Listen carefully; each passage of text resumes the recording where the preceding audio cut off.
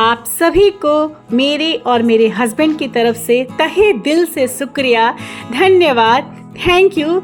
आप लोग ने मुझे इतने प्यारे प्यारे विशेस दिए, इतने प्यारे प्यारे कमेंट दी, शुभकामनाएं दी हमारी शादी के सालगिरह पर। वो मेरे लिए जितने भी कमेंट थे ना, अनमोल थे, मतलब उसका कोई मूल्य नहीं है। तो सभी लोगों को बहुत बहुत बहुत बहुत धन्यवाद। और आज के इस ब्लॉग में मैं आप लोग से शेयर कर रही हूँ अपने एनिवर्सरी के दिन की सारी दिनचर्या जो हमने किया है। तो चलिए ब्लॉग की शुरुआत करते हैं। तो सबसे पहले good morning everyone, welcome back to my another blog. कैसे हैं आप लोग? ईश्वर से मेरी प्रार्थना है आप सभी स्वस्थ और खुशहाल रहें। तो ये ब्लॉग है 31 मई की और दिन है शनिवार का, और हम यहाँ निकल रहे हैं कोलकाता के लिए। हमारी ट्रेन है वंदे भारत की। जैसा कि मैंने आप लोग को पिछले ब्लॉग में बोला था कि हम लोग जा रहे हैं 2 दिनों के लिए कोलकाता ट्रिप में, और इसकी शुरुआत हम करेंगे, मतलब कोलकाता में जाकर जो हमारी शुरुआत होगी एनिवर्सरी की।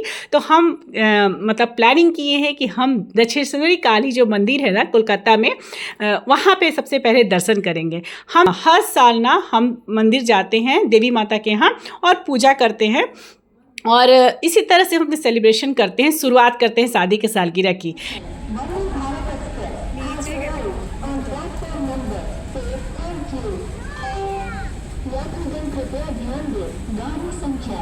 लेकिन इस बार चूँकि समर वेकेशन में हम लोग कहीं नहीं जा रहे, जैसा कि मैं पिछले ब्लॉग में बताई हूँ। तो मेरी बेटी भी बोल रही थी कि चलिए पापा कहीं, तो हमने 2 दिन की प्लानिंग की है। और काफ़ी दिनों से ना मेरा मन था कि हम कोलकाता में दक्षिणेश्वरी मंदिर है, माता की, काली माता की मंदिर है, वहाँ दर्शन करने जाएँ। तो मेरे हस्बैंड जी बोले इससे अच्छा दिन और क्या हो सकता है, मतलब शादी की सालगिरह है। तो हम सब निकल पड़े हैं माता का आशीर्वाद लेने, और 2 दिन वहाँ स्टे करने की सोचे हैं। और उसके बाद थोड़ा सा बच्चे भी घूमेंगे फिरेंगे, एंजॉय करेंगे, और उसके बाद फिर वापस हम आ जाएंगे। तो आज 31 मई की जो भी दिनचर्या थी ना हमारी, जो सुबह से शाम तक हमने किस तरह से अपने एनिवर्सरी सेलिब्रेट किया है वही दिखाई हूँ। सेलिब्रेट क्या किया है, लेकिन जैसा कि मैं बताई, पूजा ज़रूरी था सबसे पहले।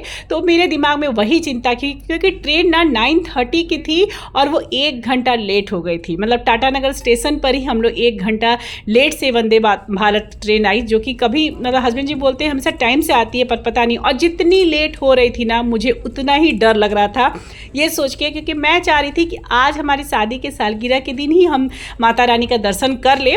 लेकिन फिर मेरे हस्बैंड बोले कि अगर लेट हो जाएगा, वेदर ख़राब होगा, तो क्या करेंगे, संडे को ही जा पाएंगे अर्ली मॉर्निंग उठ के। लेकिन मेरा मन था, एक तो शनिवार को काली जी का दर्शन करना भी अच्छा होता है, दूसरा आज ही हमारी एनिवर्सरी थी, और हर साल हम सुबह सुबह पहले वहीं जाते हैं। हालांकि मैं घर पे पूजा पाठ कर ली हूँ, लेकिन होता है ना कि थोड़ा एनिवर्सरी के दिन ही दर्शन हो जाता तो अच्छा रहता। तो मेरे मन में ना ये बहुत ज़्यादा आशा था, और ट्रेन लेट होने की वजह से थोड़ा सा मतलब दुखी हो गई थी मैं कि अगर लेट हो गया, लेट से पहुँचे तो बहुत गड़बड़ है। तो ये यहाँ मैं दिखा रही हूँ कि वंदे भारत में ना नाश्ता का भी, मतलब हस्बैंड जी बोले थे कि नाश्ते के लिए भी बुकिंग करते समय दे दिए थे। तो यही नाश्ता आया था। तो नाश्ता में मैं दिखा दे रही हूँ क्या है।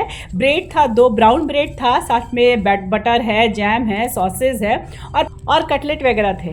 तो चलिए, ट्रेन तो लेट हो चुकी थी, लेकिन अब क्या ही करते, जर्नी में बहुत मज़ा आया। ट्रेन हम लोग ना वंदे भारत में पहली बार बैठे हैं, क्योंकि हमारी ऐसे कोई ट्रिप नहीं होती है। हस्बैंड जी तो हमेशा ऑफिशियल काम के लिए जाते रहते हैं, लेकिन हमारी ऐसे मतलब होती है ना, जो वंदे भारत जिस रूट में गई है।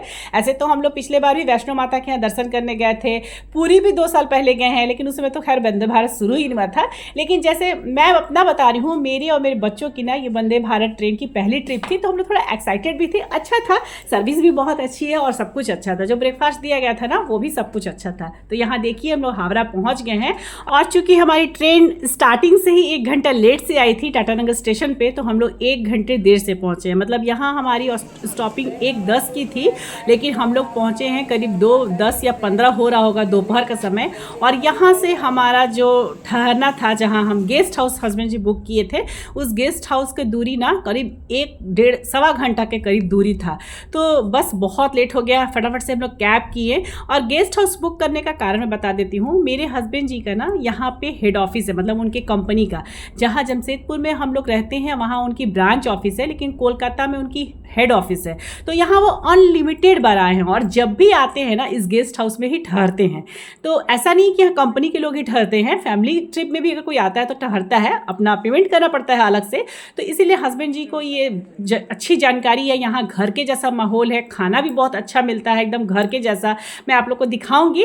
तो इसीलिए मतलब हस्बैंड जी ना ये गेस्ट हाउस बुक किए थे, एक रूम लिए थे। हम लोग बोल दिए थे कि हम लोग एक ही रूम में रहना चाहते हैं, क्योंकि 4 लोग एक फैमिली हैं, तो एक ही रूम में रखेंगे। तो ये रूम ना आते आते मैं बेटी को बोली ना, हालांकि बहुत लेट हो रहा था, हम लोग रूम में पहुँचे थे 3:30 बजे, और इतना लेट हो रहा था और भूख इतनी लगी थी, क्योंकि सब लोग केवल नाश्ता वही जो वंदे भारत में किए हैं वही नाश्ता करके हैं। तो खाना सबको पहले खाना खाना था, भूख लगी थी सभी को। तो हस्बैंड जी फ़ोन करके ही बोल दिए थे कि रोटी चावल वगैरह बना देने के लिए। तो हम लोग यहाँ पे खाने के लिए बैठे हैं।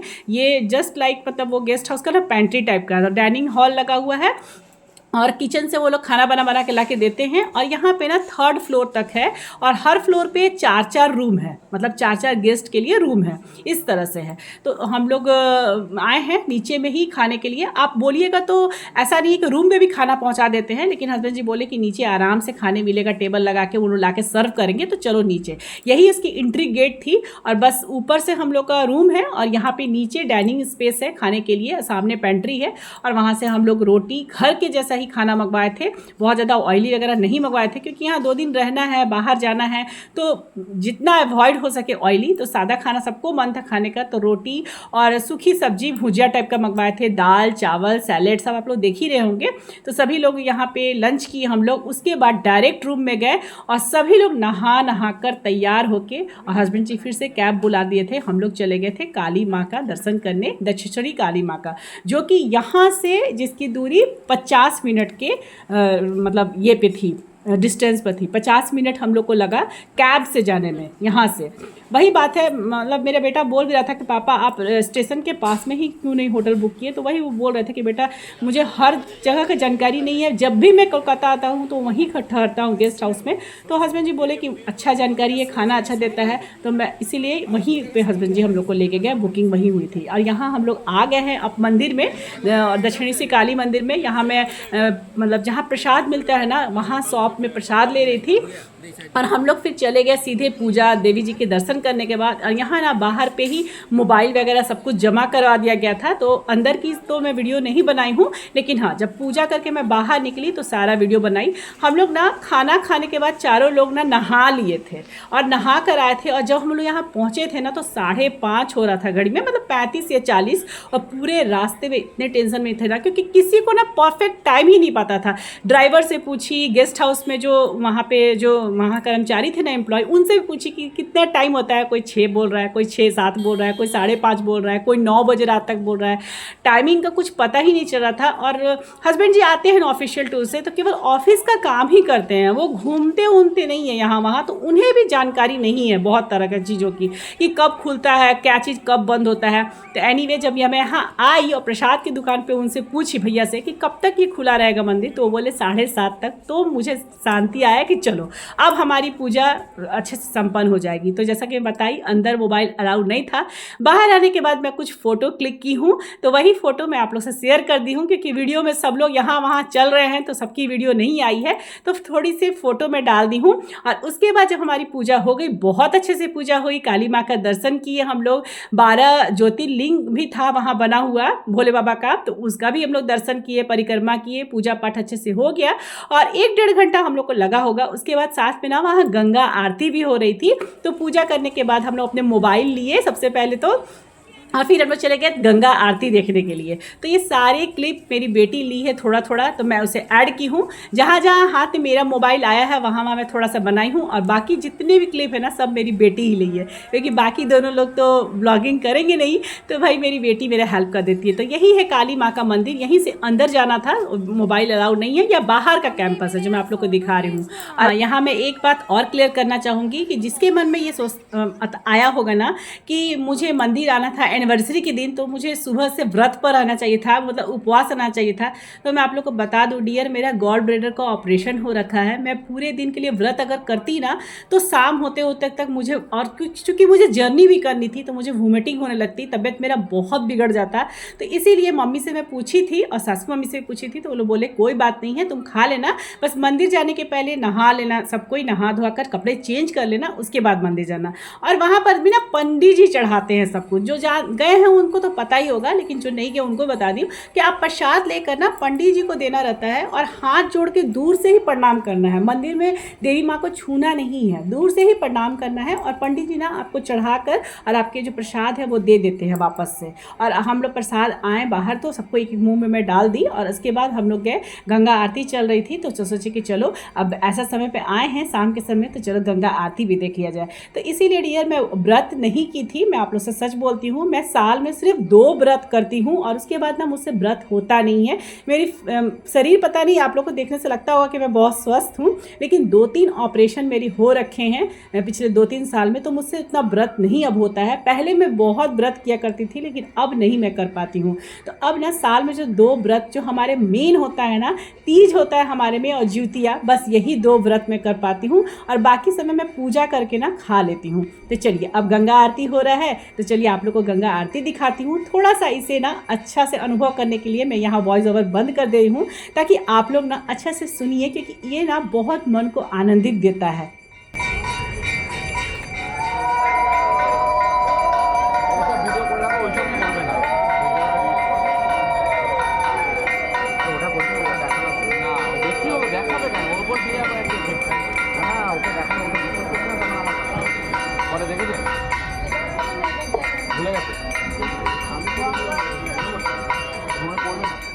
तो गंगा आरती हमारी हो गई। बहुत बड़ी वीडियो में नहीं बनाई थी, थोड़ी सी बनाई थी और यहाँ मैं मतलब थोड़ा बहुत आप लोग को ना कैंपस में ही दिखा दी, जो मुझे लगा कि हाँ मैं शूट कर सकती हूँ, ब्लॉगिंग कर सकती हूँ, तो मैं सोची थोड़ा बहुत आप लोग को मंदिर दिखा दूँ बाहर से, तो जो नहीं देखे होंगे वो देख सकते हैं। बहुत अच्छी मंदिर थी, भव्य मंदिर थी और माता रानी को मतलब मंदिर में जब पूजा हो गया ना, आज के दिन पूजा हो गया ना, तो मैं क्या बताऊँ, अंदर से बहुत मन को सुकून लगा कि चलो आज मैं अपनी एनिवर्सरी में कम से कम एटलीस्ट मुझे दर्शन हो गया। और